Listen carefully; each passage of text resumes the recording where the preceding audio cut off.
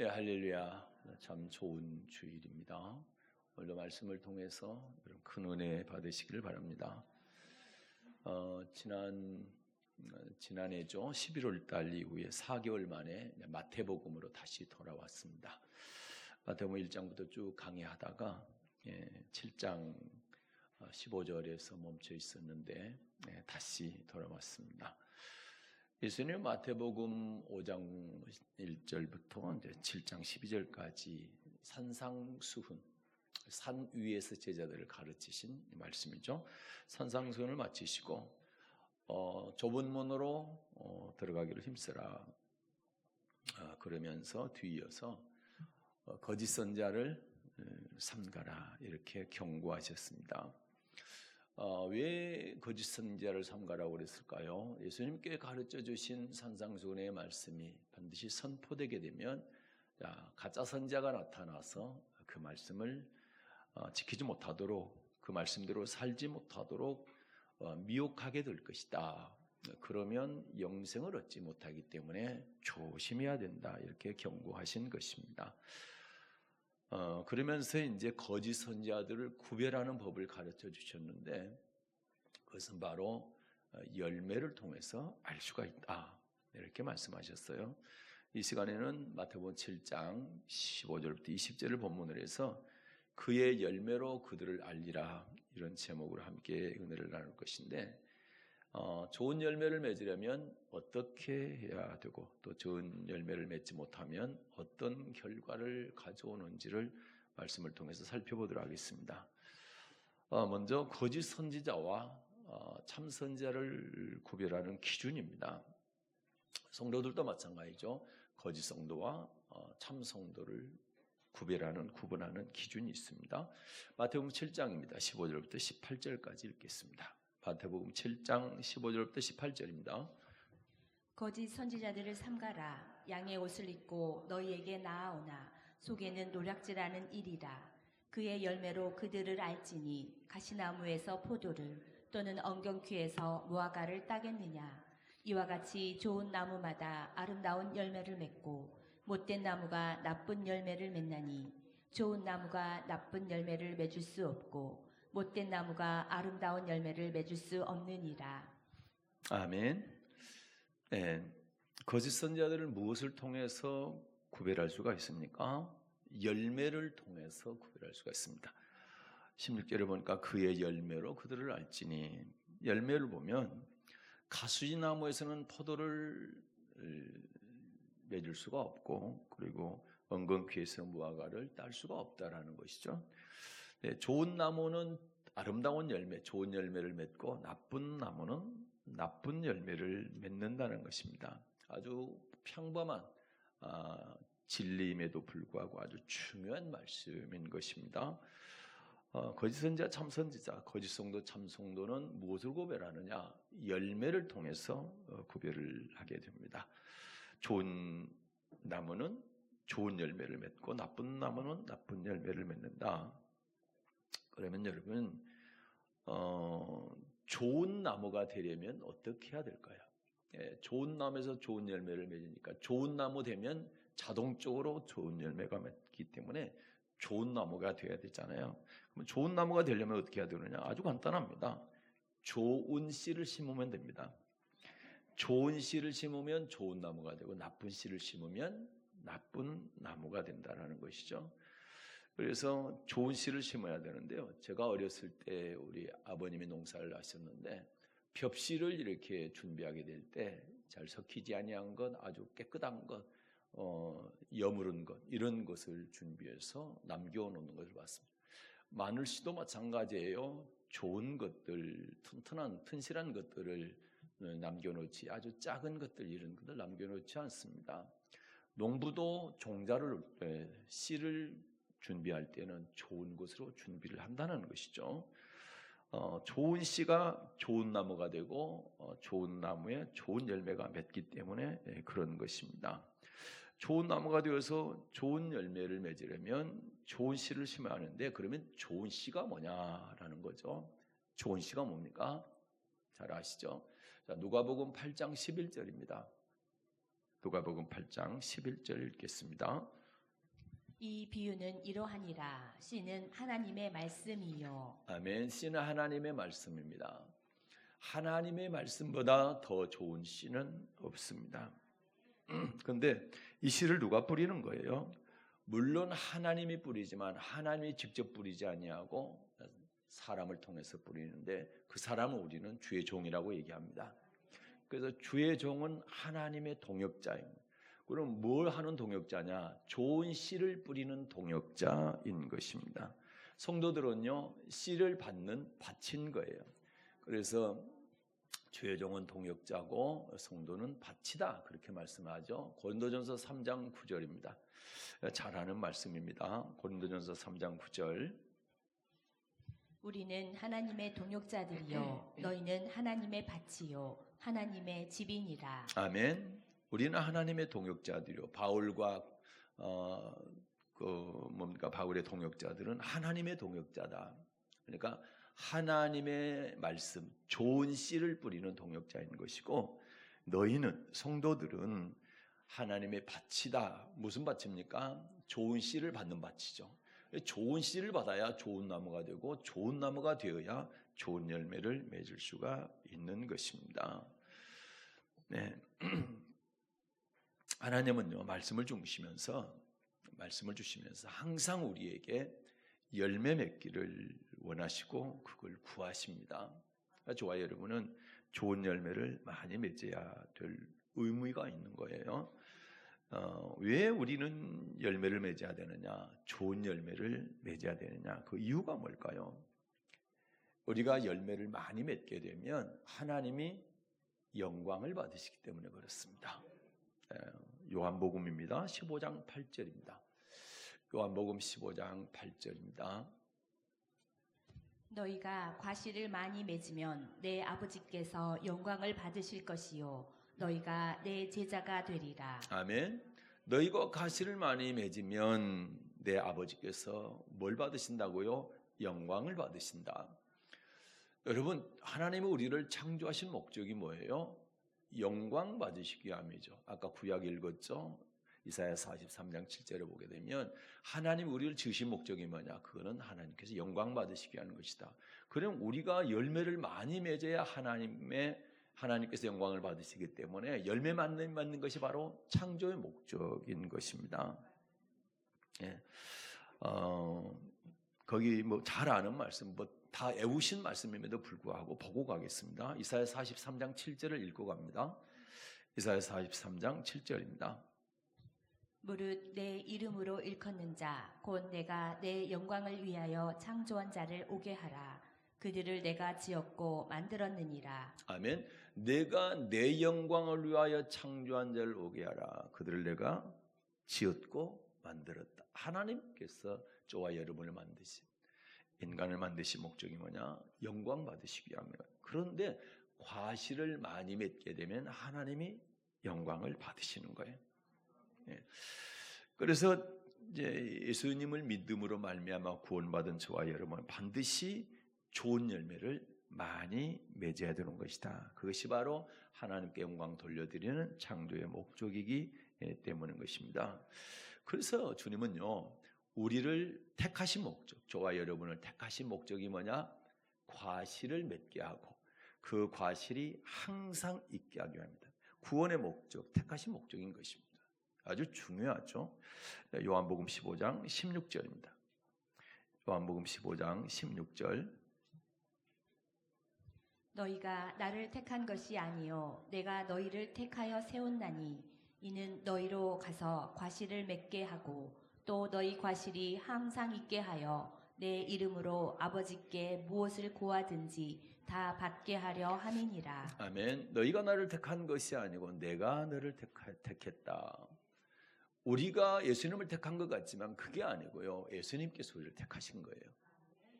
택한 목적이 있습니다. 그 이유는 너희로 가서 과실을 맺게 하고, 저와 여러분으로 하여금 과실 맺게 하기 위해서 택했답니다.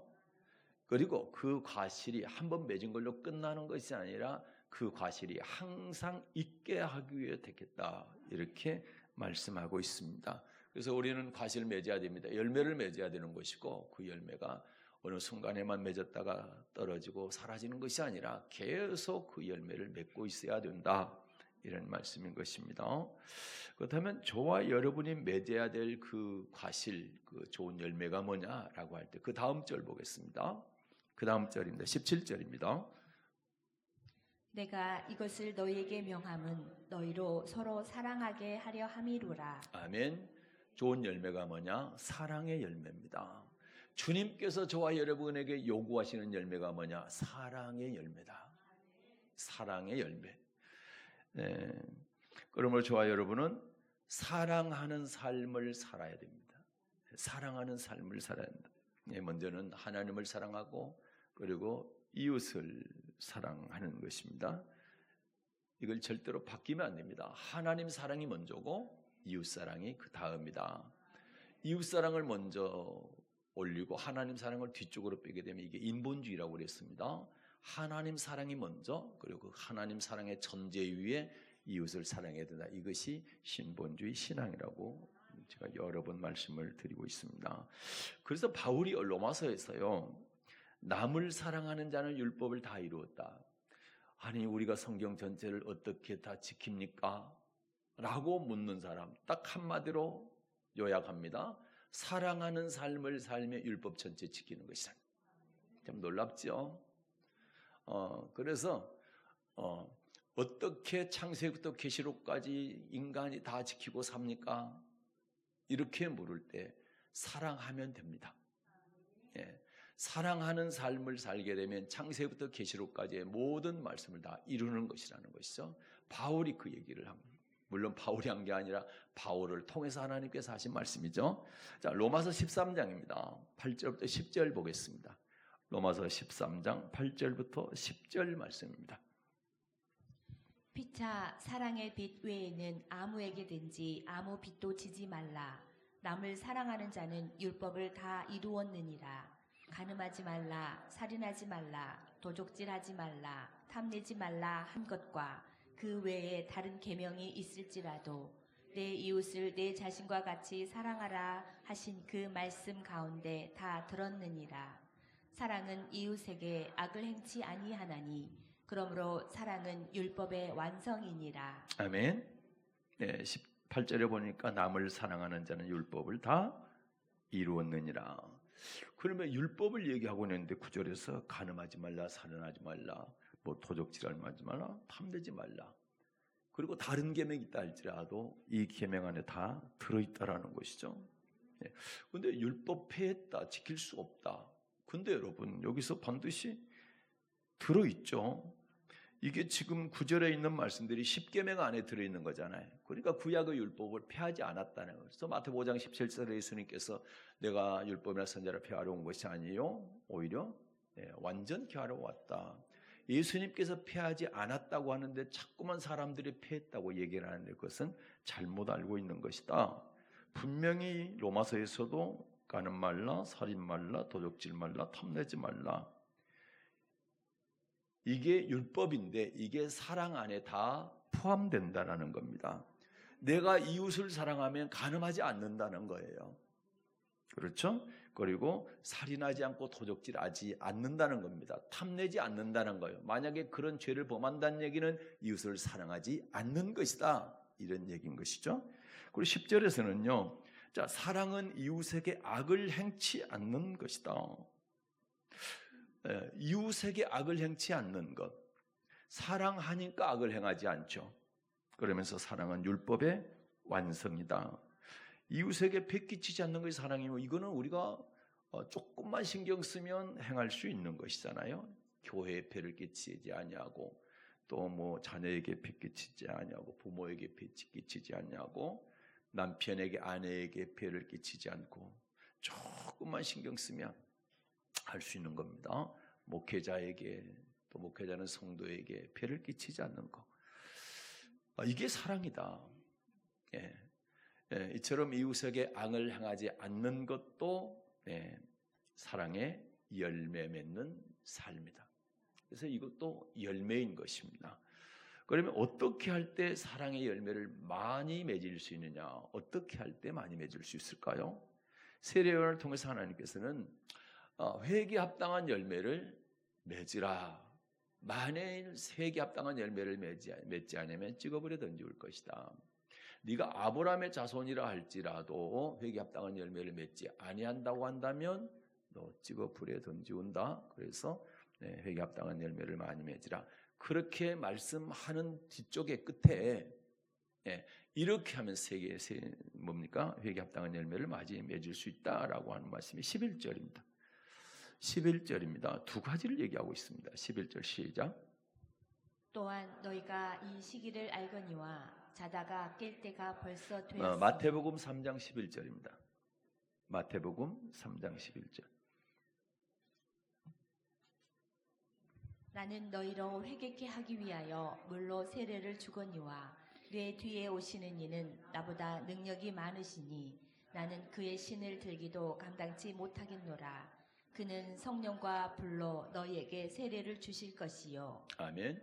자, 예수님께서는 세례와는 회개하게 물로 세례를 주지만 예수님께서는 성령과 불로 세례를 줄 것이다. 이렇게 말씀하는데 예수님께서 오셔서 우리에게 많은 열매, 좋은 열매를 많이 맺게 하시는 분인데 그러면 두 가지를 얘기하는 거예요. 성령과 불로 세례를 받으라는 거죠.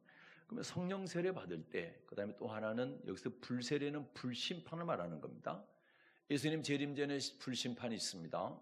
그러면 그 심판을 알아야 된다는 거예요. 심판을 모르게 되면 심판이 있다고 생각하고 준비하는 사람과 심판이 없다 하고 준비하지 않는 사람은 신앙생활이 전혀 달라집니다. 그렇기 때문에 회개에 합당한 열매를 많이 맺으려면 좋은 열매를 많이 맺으려면 어떻게 해야 되느냐? 성령 세례 받으라. 또 하나는 불심판이 있다는 사실을 분명히 기억하라. 이런 말씀인 것이죠.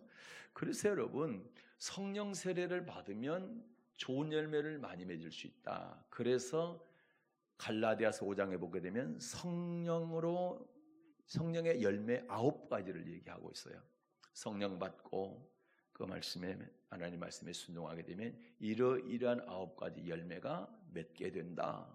9가지 열매를 한번 보겠습니다. 갈라디아서 5장 22절과 23절을 보겠습니다. 22절과 23절입니다.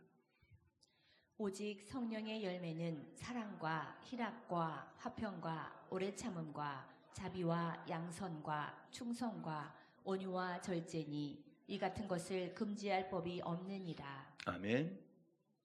네, 그 위쪽으로 이 말씀 또 위쪽 15절, 16절부터 쭉 읽어보게 되면 육체의 열매가 있고 성령의 열매가 있고 육체의 소욕, 성령의 소욕을 얘기하죠. 육체의 소욕과 성령의 소욕은 정반대입니다. 육체의 소욕이 강해지면 성령의 소욕이 약해진 것이고 성령의 소욕이 강해지면 육체의 소욕이 약해진다라는 것이죠. 그런데 우리는 육체의 소욕을 죽이고 육체의 열매를 나타나지 않고 성령의 열매가 나타나게 해야 되는데 그 성령의 열매 9가지를 말하는데 사랑과 희락과 화평과 오래 참음과 자비, 양선, 충성, 절제 또 충성, 온유, 절제 이렇게 9가지입니다. 이런 열매가 저와 여러분에게 나타나야 성령의 사람, 좋은 열매를 맺고 있는 사람이다. 주님께서 그렇게 인정해 주시는 것입니다. 그런데 이런 열매들이 나타나지 않을 때 우리는 기도해야 되는 것이고 이런 열매가 나타날 수 있도록 끊임없이 말씀에 순종하기를 힘써야 되는 것입니다. 네, 여러분이 이런 아름다운 열매, 성령의 열매가 많이 맺는 여러분 되시기를 바랍니다. 그렇다면 이제 좋은 열매를 맺지 못하는 이 성령의 열매가 나타나지 아니하고 육체의 열매가 자꾸 나타나는 그런 사람을 우리는 주의 종 같은 경우는 거짓 선지자, 성도 같은 경우에는 이제 거짓 성도가 되는 것입니다. 그래서 이거를 우리가 바꿔야 되는 것이죠. 참 선지자, 참 성도로 바꿔야 되잖아요. 그러면 좋은 열매를 맺지 못하는 이 거짓 선지자 또 거짓 성도는 어떤 일이 일어나느냐, 그 사람들의 결말이 어떻게 되느냐를 알아야 됩니다. 이걸 알지 못하면 너무 안일하게 신앙생활을 할 수가 있기 때문에 마태복음 7장 다시 가겠습니다. 18, 19절을 보겠습니다. 마태복음 7장 18, 19절. 좋은 나무가 나쁜 열매를 맺을 수 없고 못된 나무가 아름다운 열매를 맺을 수 없느니라. 아름다운 열매를 맺지 아니하는 나무마다 찍혀 불에 던지우느니라. 아멘. 아름다운 열매 맺지 아니하는 나무마다 찍혀 불에 던지우니라. 그러니까 아름다운 열매를 맺어야 되는데 그걸 맺지 않은 나무는 어떤 나무든지 나무마다입니다. 예.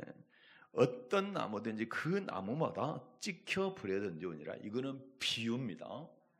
사람을 얘기하는 것이 15절에 뭐 있어요? 거짓 선자를 삼가라 그러면서 거짓 선자에 대한 얘기를 쭉 하면서 하는 것이기 때문에 나무 얘기하는 게 아닙니다. 지금 사람 얘기를 하는 것입니다. 비유로 찍혀 불에 던지운다는 말씀의 뜻이 뭡니까? 똑같은 말씀이 세리한 설교 아까 봤었는데 여기서는 나쁜 열매를 쭉정이다 이렇게 얘기합니다. 이것도 비유입니다. 쭉정이는 어떻게 한대요?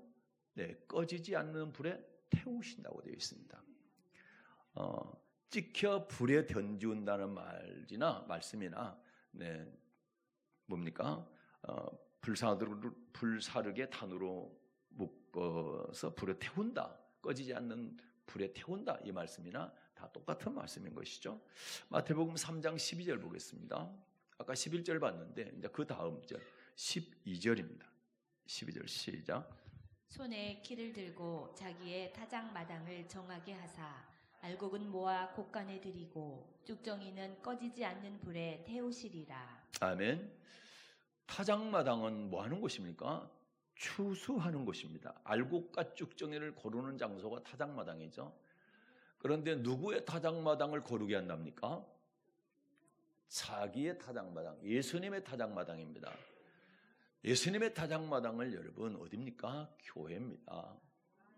베드로전서 4장 17절에 보게 되면 교회에서부터 심판이 시작된다 이렇게 말씀하고 있죠.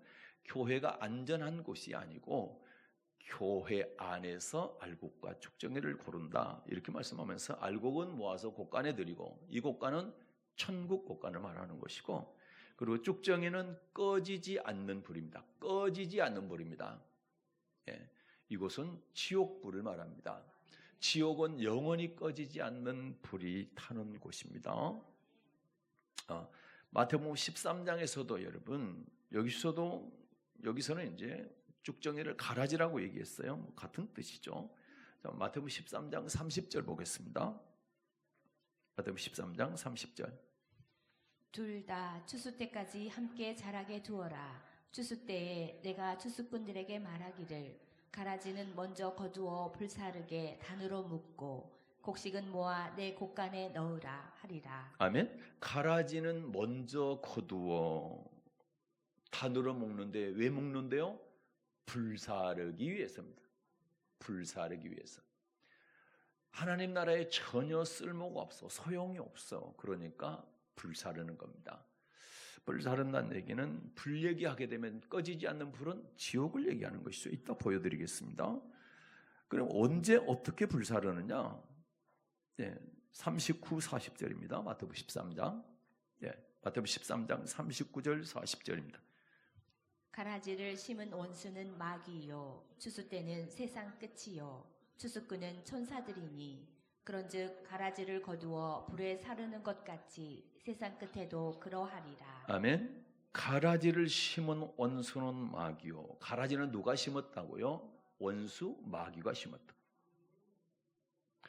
그래서 가라지는 불사르려고 단으로 묶는다 얘기는 마귀가 있는 지옥 보내겠다는 얘기입니다. 그 다음에 추수 때는 세상 끝이니까 예수님 재림할 때 심판 때를 말하는 거죠. 추수꾼은 천사들이다. 그 다음에 40절에 보면 그런즉 가라지를 거두어 불에 사르는 것 같이 세상 끝에도 그러하리라. 그러면 이 땅에서 우리가 추수할 때 가라지는 묶어서 불사르고 알곡은 곡간에 들인다. 이거 똑같이 세상 끝에 심판 때도 똑같다 이렇게 말씀하고 있습니다. 주님이 재림하시게 되면 반드시 곡식은 거둬서 천국 곡간에 들이고 가라지는 거두어서 꺼지지 않는 지옥불에 불사르게 된다. 이런 말씀인 것입니다.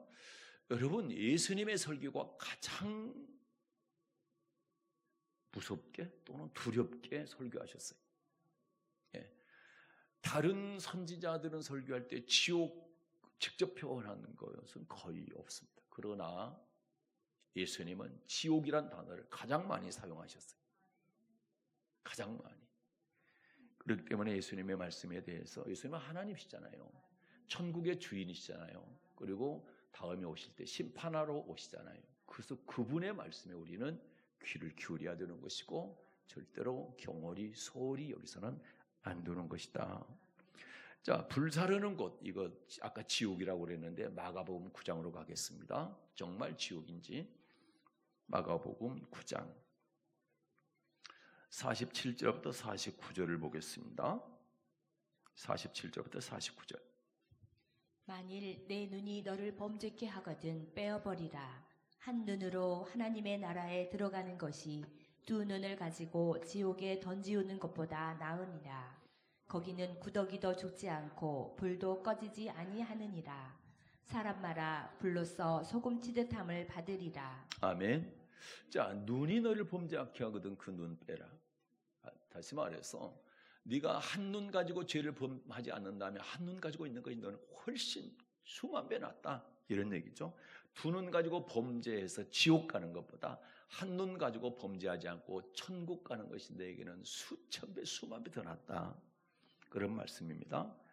그러면서 두 눈을 가지고 지옥에 던지는 것보다 나으니라. 그러면 48절, 거기가 어디입니까?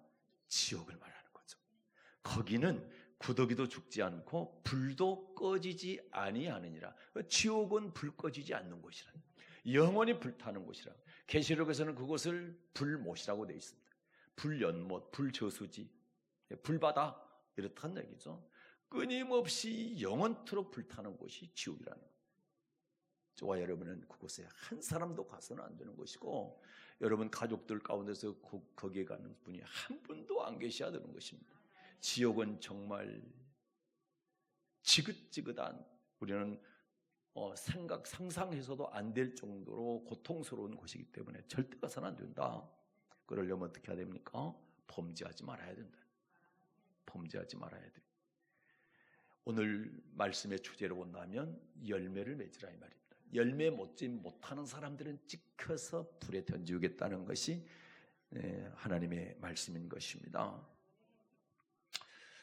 주님 반드시 저와 여러분에게 항상 열매를 요구하고 계십니다. 택할 때부터 과실 맺게 하기 위해서, 그리고 항상 그 과실이 있어야 된다. 아까 요한복음 15장 16절 봤죠? 그래서 하나님은, 우리 주님께서는 항상 우리가 열매 맺기를 원하신다. 몇 군데 좀 더 살펴봅니다. 자, 누가복음 13장 6, 7절입니다. 누가복음 13장 6, 7절입니다. 이에 비유로 말씀하시되 한 사람이 포도원에 무화과 나무를 심은 것이 있더니 와서 그 열매를 구하였으나 얻지 못한지라. 과원지기에게 이르되 내가 3년을 와서 이 무화과 나무에 실과를 구하되 얻지 못하니 찍어버리라. 어찌 땅만 버리느냐. 아멘. 무슨 말씀입니까? 이것도 또한 이에 비유로 말씀하셔야 됩니다. 비유입니다. 한 사람은 누굽니까? 하나님이시죠. 그러죠? 포도원에 무화과 나무를 심었다. 그런데 주인이 뭐합니까? 와서 그 열매를 구했다라는 거죠. 열매를, 하나님께서는 반드시 우리에게 열매를 구하시는 겁니다. 그랬더니 7절 하반절을 보니까 이 무화과 나무에 실과를 구하되 얻지 못하니, 열매 맺기를 원했는데 열매 맺지 못하니까 뭐 하라고 합니까? 주인이 찍어버리라는 겁니다. 찍어버리라. 아까 말씀 똑같은 거죠. 찍혀 불에 던지라는 말씀이나 찍어버리라는 말씀은 같다. 이스라엘은 1년에 6월과 8월 2번 무화과 열매를 수확합니다. 그런데 주인은 3년 동안, 그러면 2번 수확하니까 6번 와서 봤다는 얘기 아닙니까? 열매 있는지 없는지를. 열매 내놔라 이렇게 했는데 열매가 없으니까 3년 되니까 찍어버리라, 땅만 버린다. 자, 이런 말씀인 것인 것이죠.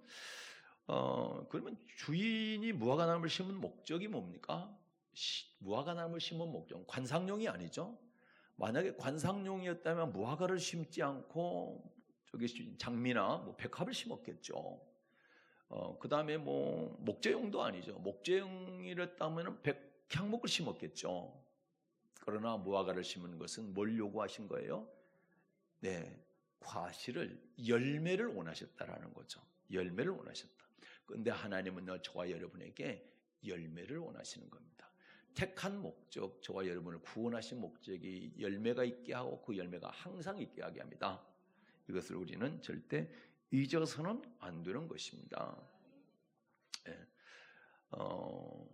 그래서 여러분, 사랑의 열매, 성령의 열매를 맺지 못하고 오히려 육체의 열매를 맺게 된다면 하나님은 절대로 우리를 하나님 나라에 들어가지 못한다, 이렇게 말씀하시기 때문에 저와 여러분은 항상 열매를 맺어야 된다. 맺고 있어야 된다. 그리고 더 많은 열매를 맺기 위해서 항상 더 기도하고 더 힘써야 된다라는 것을 꼭 기억할 수 있기를 바랍니다. 예수님은 마지막 날 틀림없이 저와 여러분에게 좋은 열매를 찾으시게 될 것입니다. 예수님께서 이제 길을 가시다가 이제 시장하셨어요. 그런데 보니까 무화과 나무가 있는 거예요, 길가에. 그래서 열매를 얻으시러 유심히 무화과 나무 가까이 가서 열매를 찾았습니다. 그런데 잎은 엄청 무성한데 열매가 하나도 없는 거예요. 그랬더니 예수님이 어떻게 합니까? 그 나무를 저주했어요. 저주하자마자 그 나무가 말라 죽었습니다. 그런데 이제 그 말씀 가운데 이런 말씀이 있어요. 마태복음 21장 18, 19절입니다. 18, 19절. 마태복음 21장 18, 19절. 이른 아침에 성으로 들어오실 때에 시장하신지라 길가에서 한 무화과 나무를 보시고 그리로 가사 잎사귀밖에 아무것도 얻지 못하시고 나무에게 이르시되 이제부터 영원토록 내게 열매가 맺지 못하리라 하시니 무화과 나무가 곧 마른지라. 아멘. 잎사귀밖에 아무것도 얻지 못하시고 나무에게 이르되 이제부터 영원토록입니다. 이제부터 영원토록 내게 열매가 맺지 못하리라. 영원이라는 단어에 대해서 저와 여러분은 굉장히 긴장해야 됩니다. 예. 영원토록 열매 맺지 못한다는 얘기는 끝난다는 얘기 아닙니까?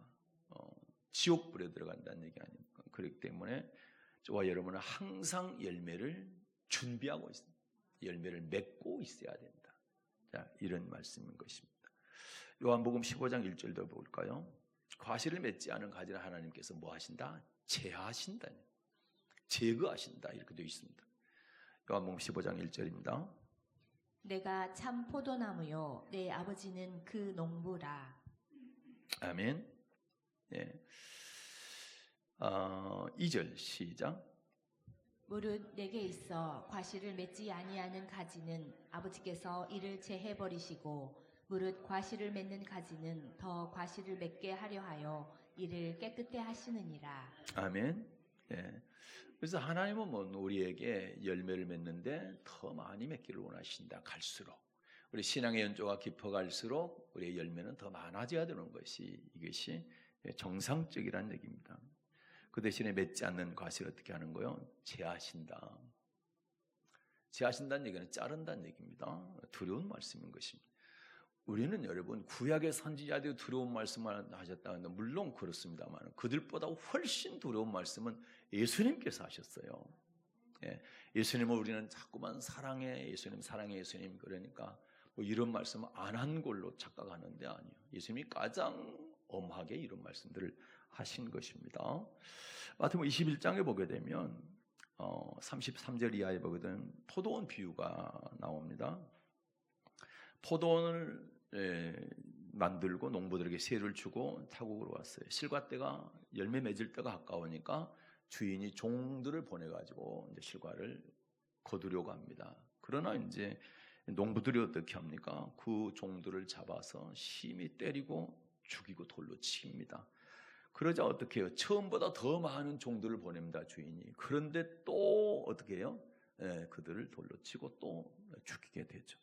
그래 주인이 가만 생각해 보니까 이 종들은 죽이지만 내 아들은 안 죽일 거야.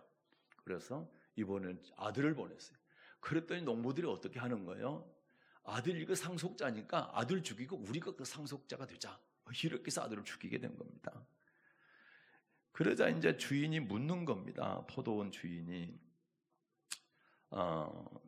예수님께서 그러죠. 이제 묻는 거죠. 포도원 주인이 돌아올 때에 이 농부들을 어떻게 하겠느냐? 그렇게 물었어요. 그랬더니 이제 대답을 합니다.